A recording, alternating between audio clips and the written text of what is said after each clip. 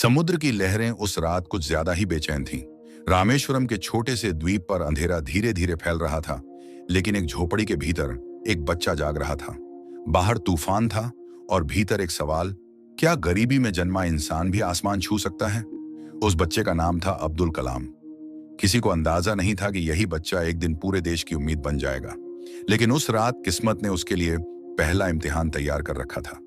कलाम अपने पिता जैनुल अब्दीन के पास बैठा था। पिता नमाज के बाद चुपचाप समुद्र की ओर देख रहे थे। उनकी आंखों में शांति थी, लेकिन कलाम के मन में हलचल। अचानक पिता ने कहा, बेटा, हर इंसान के भीतर आग होती है। सवाल यह है कि वह आग रोशनी बनेगी या राख। यह वाक्य कलाम के दिल में उतर गया, लेकिन उसे नहीं पता था कि यह आग उसे किन अंधेरों से गुजारने वाली है। अगली सुबह कुछ ऐसा हुआ जिसने कलाम की मासूम दुनिया को हिला दिया। नावें देर से लौटी, अखबार नहीं पहुंचे और घर में पैसे की तंगी पहले से भी ज्यादा बढ़ गई। कलाम ने चुपचाप फैसला किया, वह अखबार बेचेगा। छोटी सी उम्र, नंगे पांव और कंधों पर जिम्मेदारी का बोझ। लेकिन क्या यह सिर्फ एक शुरुआत थी या किसी बड़े तूफान का इशारा? हर सुबह सूरज से पहले उठकर अखबार बांटना, स्कूल जाना, फिर शाम को थक कर गिर पड़ना। कलाम की जिंदगी एक चक्र बन चुकी थी, मगर उसके भीतर कुछ था जो उसे सोने नहीं देता था। वह आसमान को देखता और सोचता, आखिर ये पक्षी उड़ कैसे जाते हैं? क्या इंसान भी उड़ सकता है? ये सवाल धीरे धीरे उसके सपने में बदलने लगा। स्कूल में एक दिन शिक्षक ने बच्चों से पूछा, तुम बड़े होकर क्या बनना चाहते हो? किसी ने डॉक्टर कहा, किसी ने अफसर। जब कलाम की बारी आई तो कक्षा हंस पड़ी। उसने धीमी आवाज में कहा, मैं उड़ना चाहता हूं, देश के लिए। शिक्षक चुप हो गया। उस पल कुछ ऐसा हुआ जिसे कोई समझ नहीं पाया। एक बीज बोया जा चुका था, लेकिन हर सपना आसानी से नहीं पनपता। कुछ ही दिनों बाद कलाम को पहली बार अपमान का स्वाद चखना पड़ा। ट्रेन यात्रा के दौरान सिर्फ उसके कपड़ों और हैसियत के कारण उसे अलग कर दिया गया। उस रात उसने आसमान नहीं देखा, उसने अपने भीतर झांका। क्या सपने देखने की भी कोई कीमत होती है? कहानी यही नहीं रुकती। यह तो बस शुरुआत थी, क्योंकि आगे कलाम को ऐसे फैसले लेने थे जो उसकी जिंदगी की दिशा बदल देते। क्या वह टूट जाएगा या यही आग उसके पंख बना देगी? रामेश्वरम की तंग गलियों से निकलकर कलाम की दुनिया धीरे धीरे बड़ी होने लगी थी, लेकिन चुनौतियां भी उतनी ही तेजी से बढ़ रही थीं। अखबार बेचते हुए वह अक्सर सोचता कि क्या मेहनत से किस्मत बदली जा सकती है या इंसान सिर्फ अपने हालात का कैदी होता है। स्कूल में वह तेज था, मगर आत्मविश्वास कमजोर। एक दिन विज्ञान के शिक्षक शिव सुब्रमण्यम अय्यर ने उसे कक्षा में सबसे आगे बैठाया, और जब कुछ बच्चों ने इसका विरोध किया तो शिक्षक ने पूरी कक्षा को चुप कर दिया। उस पल कलाम को पहली बार एहसास हुआ कि ज्ञान जाति, धर्म या गरीबी नहीं देखता, लेकिन समाज देखता है। यही समाज उसे बार बार याद दिलाता रहा कि वह कमजोर है। जब कलाम आगे की पढ़ाई के लिए घर से दूर गया तो मां की आंखों में आंसू थे और पिता की आंखों में विश्वास। मगर शहर ने उसका स्वागत तानों और तिरस्कार से किया। हॉस्टल में उसे अलग महसूस कराया गया।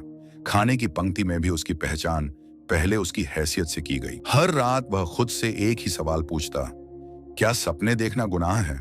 फिर भी किताबें उसकी सबसे बड़ी ताकत बन गईं। गणित और विज्ञान में वह खुद को खो देता, जैसे हर सवाल का जवाब उसे आसमान के और करीब ले जा रहा हो। लेकिन किस्मत अभी चुप नहीं बैठी थी। एक परीक्षा में असफलता ने उसके भीतर तूफान खड़ा कर दिया। महीनों की मेहनत के बाद भी नाम सूची में नहीं था।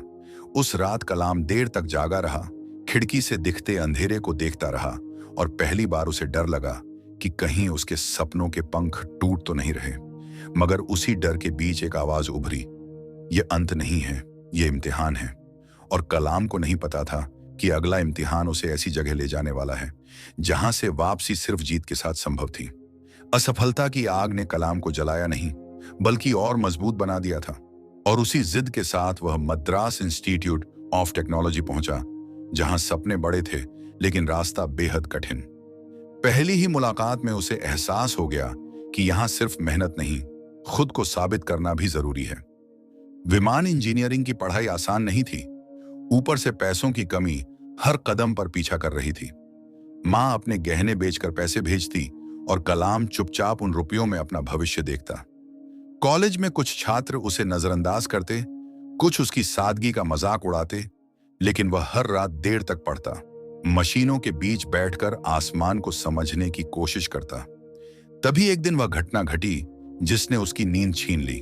फाइनल प्रोजेक्ट के लिए उसे एक ऐसा विमान डिजाइन करना था जो तय समय में पूरा होना असंभव माना जा रहा था। प्रोफेसर ने साफ शब्दों में चेतावनी दी, अगर समय पर काम पूरा नहीं हुआ तो उसका भविष्य यहीं खत्म। वह चेतावनी नहीं, चुनौती थी। कलाम ने खुद को कमरे में बंद कर लिया। दिन और रात का फर्क मिट गया। हाथ कांपते थे लेकिन इरादा अडिग था। समय बीतता गया और आखिरी दिन जब प्रोफेसर निरीक्षण के लिए आए तो कमरे में सन्नाटा था। कुछ सेकंड ऐसे गुजरे जैसे सांसें थम गई हों। फिर प्रोफेसर की आवाज गूंजी, आज तुमने सिर्फ प्रोजेक्ट नहीं, अपनी उड़ान की दिशा तय कर ली है। उस पल कलाम को लगा कि वह जमीन पर होते हुए भी उड़ रहा है, लेकिन उसे यह अंदाजा नहीं था कि असली उड़ान से पहले उसे सबसे बड़ी गिरावट का सामना करना अभी बाकी है। मद्रास इंस्टीट्यूट से निकलते समय कलाम को लग रहा था कि अब रास्ता साफ है, मेहनत रंग लाई है और सपनों के पंख मजबूत हो चुके हैं। लेकिन जिंदगी अक्सर सबसे बड़ा झटका तब देती है जब इंसान खुद को तैयार समझता है। भारतीय वायुसेना की परीक्षा में चयन की आखिरी सूची के बाहर उसका नाम था। सिर्फ कुछ अंकों से वह पीछे रह गया था और यह खबर उसके भीतर ऐसे गिरी जैसे आसमान से जमीन खिसक गई हो। कई दिनों तक वह खुद से नजरें नहीं मिला पाया। हर सपना अधूरा लगने लगा और पहली बार उसने हार मानने के बारे में सोचा। तभी ऋषिकेश की यात्रा ने उसकी सोच बदल दी। गंगा के किनारे बैठे हुए उसे एहसास हुआ कि हर मंजिल एक ही रास्ते से नहीं मिलती और शायद उसकी उड़ान का आसमान कुछ और था। उसी दौरान उसे रक्षा अनुसंधान एवं विकास संगठन में काम करने का अवसर मिला, जहां काम शांत था लेकिन जिम्मेदारी बहुत बड़ी।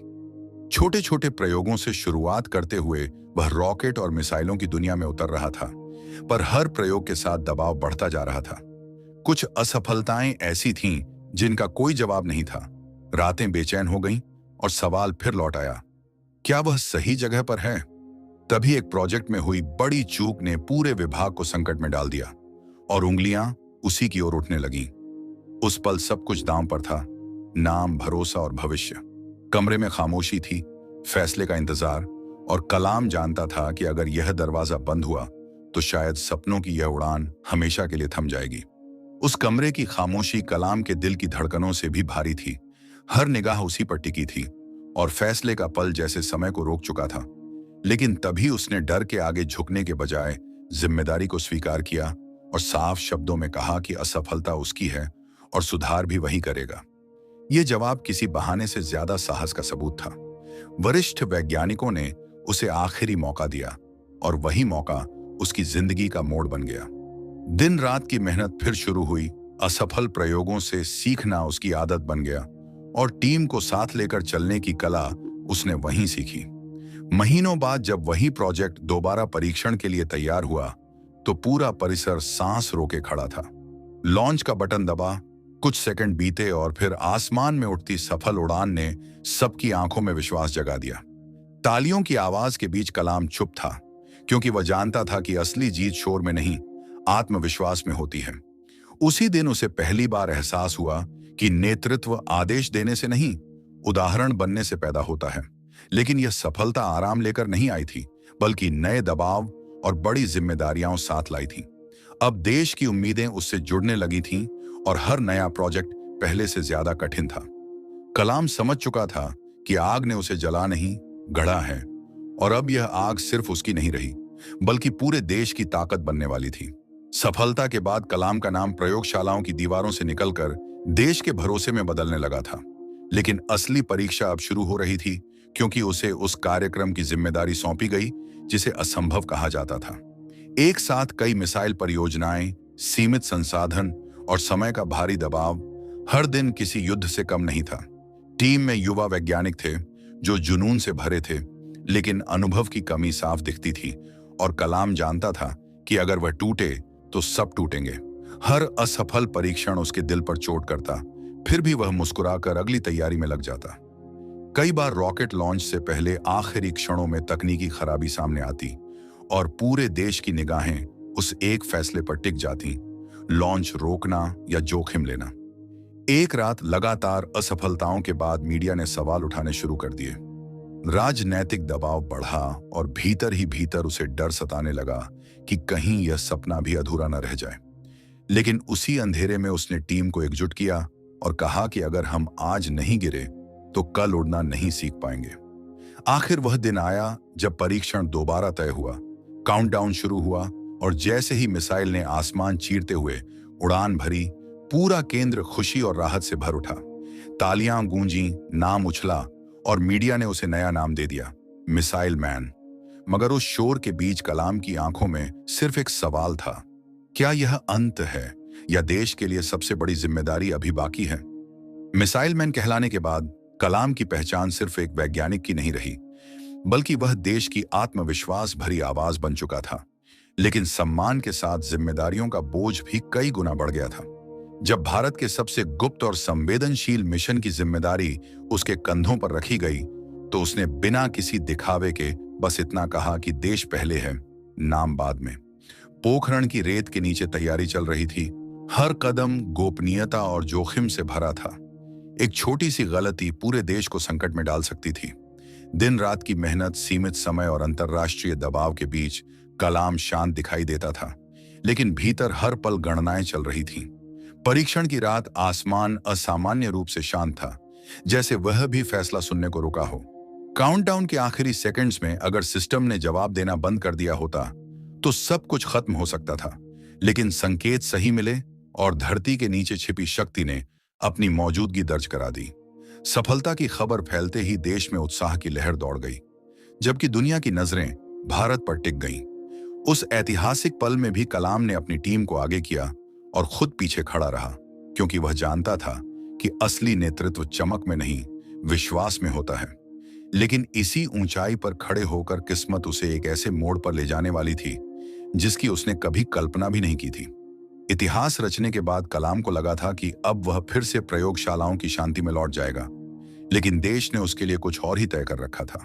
और जब राष्ट्रपति पद की बात सामने आई तो वह कुछ पल के लिए चुप रह गया, क्योंकि सत्ता कभी उसका सपना नहीं रही थी।